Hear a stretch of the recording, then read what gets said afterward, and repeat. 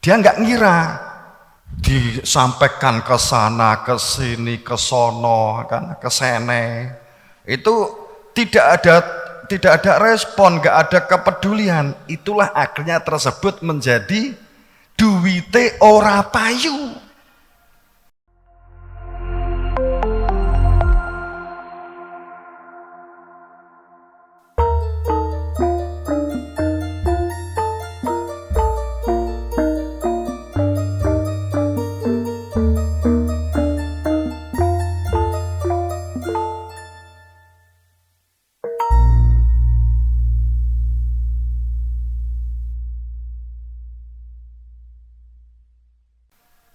Nggak laku.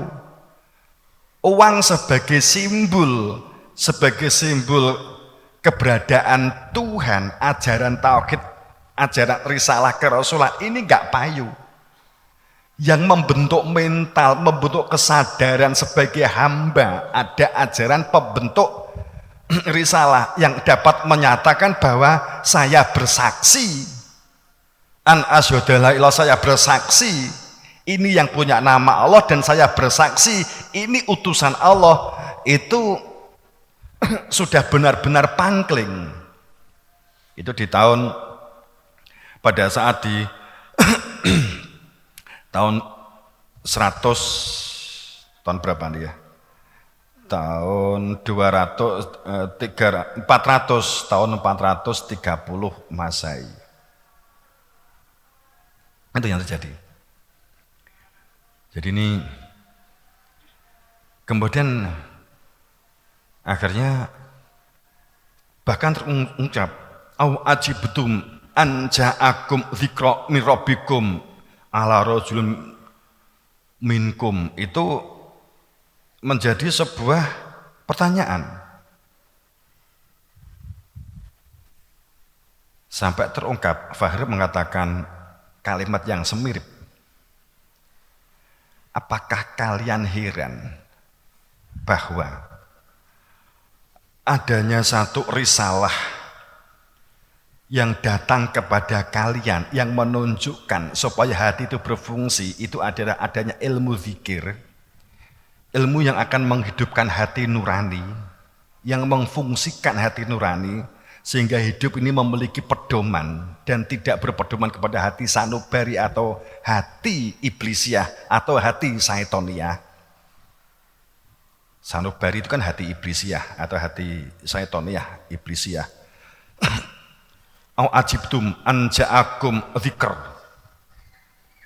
Apakah kamu heran, bengong dan bingung dengan sebenarnya bahwa saya datangkan ja'akum di antara kamu itu zikir, yang supaya kamu dapat zikir, yakni dapat ada kehadiran, keberadaan dia, min rabbikum, itu adalah dari Tuhan kamu, min rabbikum, yang berarti ada utusan, karena menggunakan min rabbikum, bukan minallah semata-mata, menggunakan min rabbikum, itu adalah dari Tuhan kamu. Ada Tuhan dan ada Tuan. Sehingga ala rajul, dari seseorang yang ada di antara kamu, minkum, liyungdirakum, dan supaya kamu itu menjadi orang yang taat dan kamu itu menjadi orang yang bertakwa. Kenapa kamu bisa lupa tentang ajaran ini? Sehingga apa yang saya sampaikan kamu anggap asing. Padahal nggak merubah apa yang telah kamu lakukan yang sekarang ini. Perbuatan baik yang telah kamu lakukan. Itu yang terjadi. Jadi 300 tahun saja pangklingnya sudah seperti itu. Kemudian setelah Ashabul Kahfi keluar dari gua, saat beliau ini menyampaikan, Fahir menyampaikan, maka terjadi pro kontra yang hebat. Bahkan beliau kemudian bersembunyi kembali, tapi tidak di dalam hutan larangan. Kemudian dia bersembunyi, lari, dikejar-kejar di satu wilayah pulau yang kurang lebih luasnya sekitar 5 pulau Jawa. Dia lari 5 sampai 6 pulau Jawa luasnya. Dia di sana, kemudian dia bersembunyi. Lah, yang ini justru berada di gua.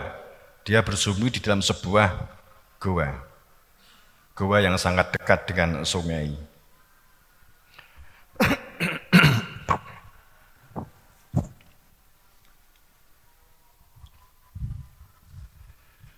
Jadi saat itu masyarakat sudah sangat pangkling. Fahir mencoba membuka tentang ajaran risalah kebenaran al-haqnya. Apa yang dimaksud Islam itu bukan hanya di zaman Nabi Muhammad, karena kalimat Islam atau selamat itu adalah milik kehidupan. Bukan Islam dalam pengertian teritorial, bukan Islam dalam pengertian retorika, bukan Islam dalam pengertian atribut, tapi al-Islam dalam pengertian sebuah keselamatan batin. Kalau atine iki slamet, uteke yo melu slamet gitu loh. Kelakuannya ya melu slamet. Nek gak percaya di bengkel. Ya selamat kan pimpinannya bengkel etan. Jadi pada saat kita tuh atine iki slamet, pikiran kita itu digerakkan oleh hati. Karena pikiran itu berpikir didasarkan atas apa yang ada di dalam hati. Jika yang di dalam hati yang ditetapkan itu adalah dia, maka berpikir kita, strategi yang kita lakukan, belajar kita, berkarya kita, berdunia kita, aktivitas kita, itu adalah kerangkanya untuk meraih keselamatan yang diinginkan oleh hati nurani. Kebahagiaan hati nurani. Sehingga tindakan yang muncul itu adalah muncul dari pemikiran, dari akal kita, yang rasionalnya terhubung dengan hati nurani. Jadi pada saat hati nuraninya kosong, maka yang berfungsi hati sanubari. Saat hati sanubari yang berfungsi, maka perbuatan-perbuatannya menjadi perbuatan-perbuatan yang merusak. Bahkan perbuatan baik yang dilakukan pun itu adalah retorika atau pamrih. Atau ada ngamal tapi berkeinginan supaya dipilih, upamanya kan begitu. Nah ini menjadi satu pembiasan pada saat kita berfungsi hati sanubari, maka memang cenderung fahabitot a'maluhum, menjadi tidak dinilai apa yang kita lakukan berdunia. Maka kenapa kok bisa kembali? Kenapa bisa asing? Karena pertama, heran. Ini nas Quran. Jadi heran. Mosok toh enek ilmu zikir sing digawa karo rasul atau wakil? Enggak percaya. Ini di zaman Fahir, di zaman Adnan, di zaman Kinan, itu nggak percaya. Nah, kemudian kul hal min syurakaikum membuat satu kalimat penegasan. Jadi digawene sebuah penegasan. Jadi pada saat Fahir keluar itu beliau mengatakan demikian. Kul hal min syurakaikum miyahdi ilal haq. Apakah kalian beragama yang kehidupan yang kalian lakukan berada di dalam petunjuk dari yang wenang hak dan sah, sehingga kalian itu bergerak didasarkan atas hati nurani yang telah mengenal Tuhan? Ataukah kalian hanya membuat kesepakatan-kesepakatan?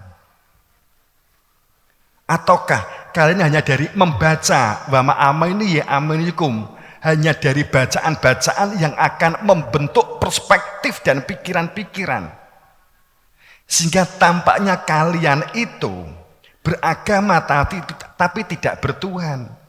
Kalian beragama tapi berbudaya. Kenapa kalian tidak ingin mengetahui tentang keberadaan Tuhan? Ataukah di antara kalian memang ada yang berada di dalam hidayah? Atau kalian mengikuti seseorang yang tahu persis tentang hidayah? Atau hanya perspektif kesepakatan kalian? Siapa yang lebih berhak di antara kalian? Hujahnya kemudian diungkap, marah. Saat itu fitnah mulai muncul. Akhirnya 3 generasi setelah Ashabul Kahfi bersembunyi. Kembali, akhirnya tatanan kehidupan beragama kembali kepada lahiriah lagi, jasad-jasad lagi begitu. Sampai munculnya Nabi Muhammad. Jadi ini bersembunyi cukup lama. 500 tahun tak akhirnya. Ashabul Kahfi itu kan ada di antara Nabi Isa ke Nabi Muhammad. Kemudian ini kan akibat dari tidak butuh. Kenapa kok bisa asing? Yang ketiga, ini akibat tidak butuh berkait atau merasa cukup. Tidak butuh. Wa ma yadhi aktsaruhum iladon. Jadi hanya dengan prasangka, kira-kira tafsir wis lega sudah akan menghantarkan ke surganya. Itu yang terungkap oleh Nahr, Fahr. Fahr ini terkenal sebenarnya beliau ada masa cukup karena dia dikejar itu dia sambil bertani, bercocok tanam, kadang juga menjadi sebuah nelayan ya. Jadi petani, dia berubah-berubah pakaian begitu sampai sambil dia itu mengungkap kebenaran. Tapi dia sambil bersembunyi. Sambil menghindari kejaran dari penguasa. Atau sebenarnya bukan penguasanya, dari kelompok masyarakat saat itu yang tidak terima penjelasan dan keterangan yang dikeluarkan oleh beliau Fahr ini, nggak bisa menerima dikarenakan jika Fahr ini diterima oleh masyarakat sebagai sebuah kebenaran, hegemoninya takut terganggu. Jadi secara hegemoni takut kalau terganggu akibat penjelasan-penjelasan Fahr yang lebih rasional, masuk akal, beragama tidak dengan doktrinal, tidak hanya doktrin, tapi ada fakta persaksian. Ini menjadikan tokoh-tokoh di zaman itu tidak bisa menerima keberadaannya Fahr, Kinan, Adnan. Itu nggak bisa menerima keberadaannya. Ini masih satu proses, diawali sebuah kisah Ashabul Kahfi. Ini kan sebenarnya kan mirip kalau di kita mungkin 350 tahun dijajah oleh Belanda.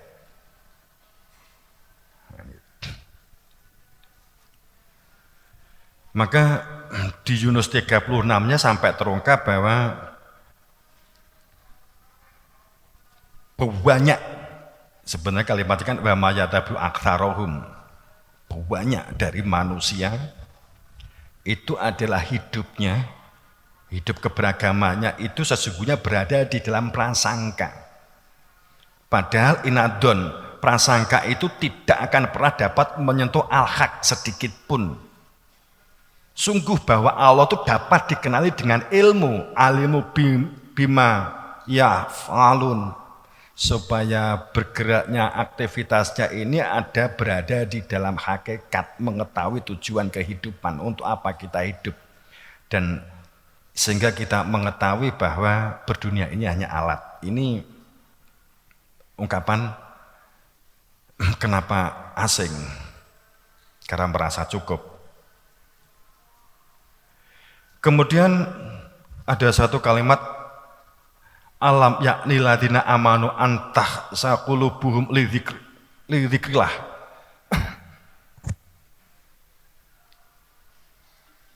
Kemudian ini pada saat di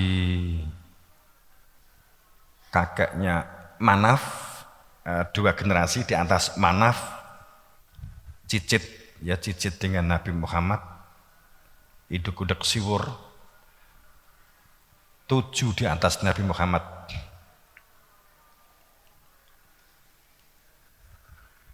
Belum waktunyakah manusia itu untuk beriman dengan persaksian secara nyata untuk tunduk hati mereka, supaya mereka ini hatinya itu ada kehadiran, keberadaan Dia, sehingga Allah tidak hanya dikenali sebagai nama, tapi dikenali keberadaan zatnya. Saat itulah baru akan muncul yang dikatakan lillah, filah, dan bilah. Dan janganlah mereka wala yakunu kalladzina utul kitab min qabl fatola alaihim al amada faqasat qulubuhum wa katsrum minhum fasikun. Sehingga supaya jangan sampai menjadi orang yang terlanjur jauh memahami kehidupan beragama itu hanya yang lahir jasadiah, sehingga tatanan parameternya kehidupannya itu adalah hal duniawi, materi. Walaupun itu kita ikhtiari dengan baik, dengan sungguh-sungguh berdunia itu, tapi orientasi batinnya itu adalah untuk ukhrawi, untuk keabadian. Wala yakunu kalladzi, dan jangan sampai menjadi orang-orang yang hidup yakunu kehidupannya dalam berpikirnya, bertindaknya, bersosialnya, bermasyarakatnya, berekonominya kalladzi utul kitab. Kebenarannya hanya didasarkan atas Alkitab. Min qabl, seperti orang-orang di masa lalu, hanya berpedoman dari katanya yang telah dituangkan, dari hasil rekayasa, dari hasil analisa, dari hasil hipotesa. Min qabl fatola, sehingga menjadi panjang dalam ketidaktahuan tentang kebenaran Allah. Amada faqasat al-amada faqasat qulubuhum, sehingga menjadikan keras pada saat ada keterangan tentang kebenaran, menjadi sulit untuk bisa menerima keberadaan kebenaran. Itu adalah adanya utusan atau wakil resmi sebagainya hak dan sah, sehingga menjadi jelas apa yang disebut sebagai hidayah, apa yang disebut sebagai petunjuk, apa yang disebut sebagai ayat. Wa katsrum mananas wa katsrum minhum, tapi kebanyakan manusia merasa telah berada di dalam kebenaran, tapi di mata Tuhan salah, kan gitu. Ini kan ayat. Jadi ini ayatnya begitu. Ini kan menjadi asing. Jadi dianggap sehingga asing itu. Kenapa kok asing? Ya karena mereka memang tidak butuh. Karena ilmu tauhid itu enggak seperti pada umumnya ilmu syariat. Ya kita harus bersyariat dengan baik, tapi syariat itu adalah hal yang keniscayaan yang harus kita lakukan. Tapi apa gunanya sholat kalau enggak khusyuk? Apa gunanya sholat kalau enggak ada zikir? Apa gunanya sholat kalau tidak ada kehadiran dia? Kan begitu toh. Apa bisa selalu hadir ya jenenge menungso nggone lali, tapi kan enak ngilmune lak genah. Laline kapan kan gitu toh. Ilmu itu kan al-ilm, itu kan untuk membuka keberadaan Tuhan. Ya itu para utusan kan itu. Sehingga menjadi keras hatinya. Sehingga kalau boleh dimirip-miripkan, itu seandainya diungkap di zaman sekarang, apakah ada kemiripannya kira-kira? Ini kan saya nggak tahu sih. Saya sama sekali nggak tahu. Yang saya tahu kan cuman saya kan membaca legenda. Legenda sejarahnya itu saat Ashabul Kahfi dikejar-kejar, saat dia sudah keluar dari gua, menyampaikan kebenaran, ternyata masyarakat pangkling dan tidak bisa menerima ajaran risalah yang pernah diajarkan, yang dibawa oleh Nabi Daud, Nabi Isa bahkan. Sudah terlanjur bahwa agama dimaknai sebatas ganjaran dan pahala kan gitu. Itu biyen, aku gak ngomong saiki lho, biyen lho ya, biyen lho. Itu biyen. Sorry, biyen. Kalau ternyata mirip itu hanya ketepatan saja atau fiksi. Kayak sinetron kalau. Jadi kalau namanya sama, mohon maaf, ini bukan berarti kan begitu. Ya persis, ini maksud saya juga begitu. Jadi ini kan, jadi ini saya cerita fiksi di zaman masa lalu seperti itu.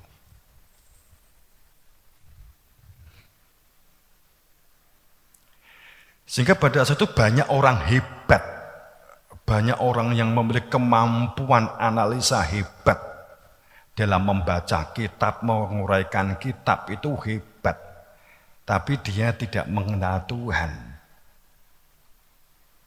Saat itu, sehingga penguraian yang disampaikan orang-orangnya itu adalah orang-orang perspektif menurut akal, kecerdasan akalnya, bukan kecerdasan hati nuraninya.